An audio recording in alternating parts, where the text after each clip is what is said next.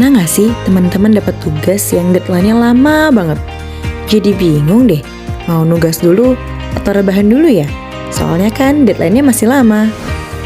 Karena deadline tugas yang masih lama, akhirnya kita memilih untuk nyantai dulu dengan sekedar nonton film atau juga main game atau shopping bareng teman-teman.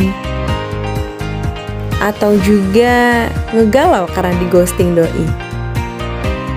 Nah, kebiasaan menunda tugas seperti yang biasa kita lakukan disebut dengan prokrastinasi akademik. Hal ini terjadi karena adanya anggapan untuk mengerjakan sesuatu di hari esok atau kemudian hari. Menurut Gustafsson, kegiatan menunda-nunda atau prokrastinasi akademik terjadi karena keinginan dari diri sendiri. Dan menurut penelitian yang dilakukan oleh Ferrari dan teman-teman, prokrastinasi akademik terjadi karena takutnya individu terhadap kegagalan.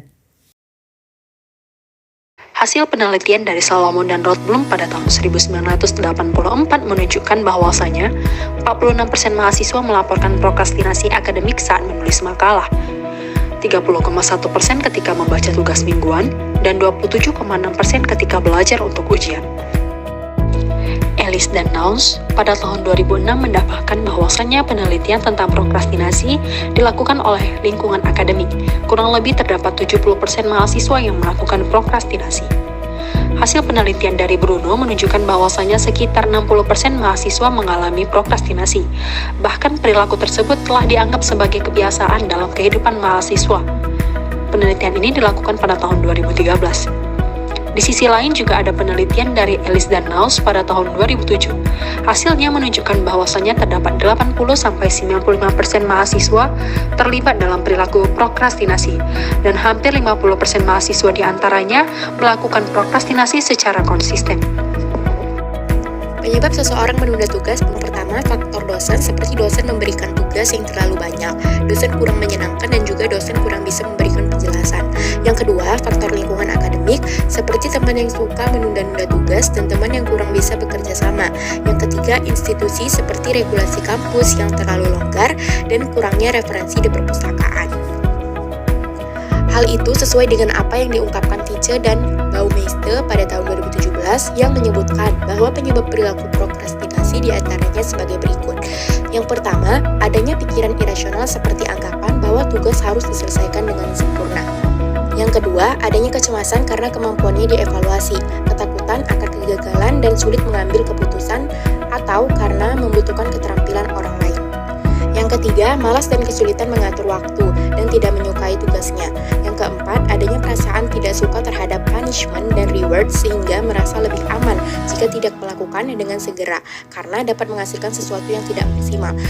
Kebiasaan menunda-nunda mengerjakan tugas tentunya akan berdampak pada diri mahasiswa itu sendiri. Dampak negatifnya berupa munculnya perasaan menyesal dan bersalah pada diri sendiri karena kebiasaan menunda mengerjakan tugas, kurang optimalnya tugas yang dikerjakan karena sedikitnya waktu untuk melakukan revisi atau perbaikan terhadap tugas yang dikerjakan. Dan yang terakhir, adanya sanksi atau hukuman dari dosen mata kuliah ketika mahasiswa gagal mengerjakan dan memenuhi deadline yang telah ditentukan oleh dosen.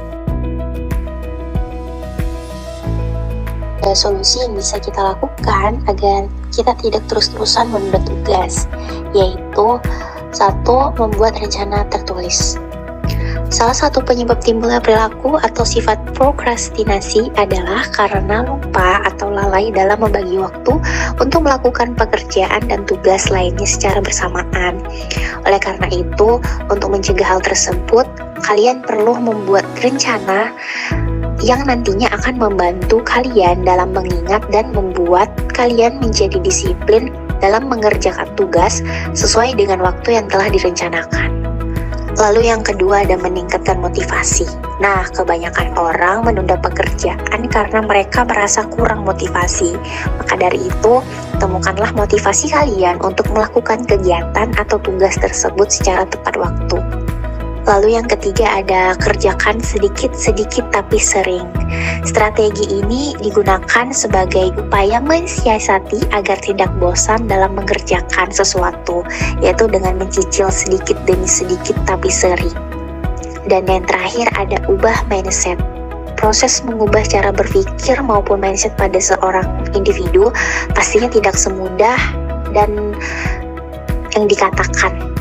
Meskipun demikian, mindset prokrastinator dalam melihat peluang dari suatu peristiwa dapat diupayakan untuk diubah serta menghentikan atau mengurangi kebiasaan mereka dalam mengerjakan di akhir waktu. Nah, dari video ini kita jadi tahu ya teman-teman, apa sih yang dimaksud dengan prokrastinasi akademik dan apa penyebabnya serta dampaknya bagi kehidupan sehari-hari, juga solusi untuk mengatasi prokrastinasi akademik. Semoga setelah menonton video ini, teman-teman langsung buka laptop, terus ngerjain tugas kuliah ya. Terima kasih telah menonton video ini.